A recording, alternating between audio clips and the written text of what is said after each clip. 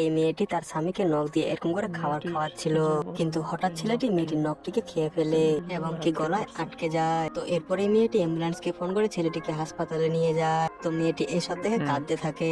তারপরে সেখানে একটি ডাক্তার আছে মেয়েটিকে তার চেম্বারে যেতে বলে। তো মেয়েটি সেখানে গেলে মেয়েটির চুলগুলিকে প্রথমে একটি কাঁচি দিয়ে কাটতে যায়, কিন্তু মেয়েটি ডাক্তারটির উপর খুব রেগে যায় এবং কি চুলগুলিকে কাটতে দেয় না। তো এরপরে ডাক্তারটি মেয়েটিকে বললে যে তোমার যদি এত বড় চুল থাকে তাহলে তোমার হাজবেন্ডের গলা পেঁচিয়ে সে মরতে পারে, তাই এই চুলগুলোকে কাটতেই হবে। তো এইসব কথা শুনে মেয়েটি তারপর চুল কাটতে রাজি হয়। তাই ডাক্তারটি একটি স্কুলেট নিয়ে মেয়েটির চুলগুলিকে কেটে দেয়। তো এরপরে ডাক্তারটি মেয়েটিকে বলে যে তোমার এত বড় নাকটিকে ছোট করতে হবে, কারণ তোমার এত বড় নাক থাকলে তোমার হাজবেন্ডকে কিস করতে গেলে তার চোখ কানা হতে পারে। তো এরপর ছিল তা দেখার আগে মা যার কাছে 1 টাকা চাইলে 10 টাকা দেয়, এই মার জন্য ভিডিওতে একটা লাইক দিয়ে চ্যানেলটিকে সাবস্ক্রাইব করে দিও। তো এরপরে ডাক্তারটি নাকটিতে একটি মেডিসিন দিলে নাকটি ছোট হয়ে যায়। তো মেয়েটির নখের কারণে তার হাজবেন্ডের আজ এই অবস্থা, তাই নখগুলিকেও ছোট করে দেয়।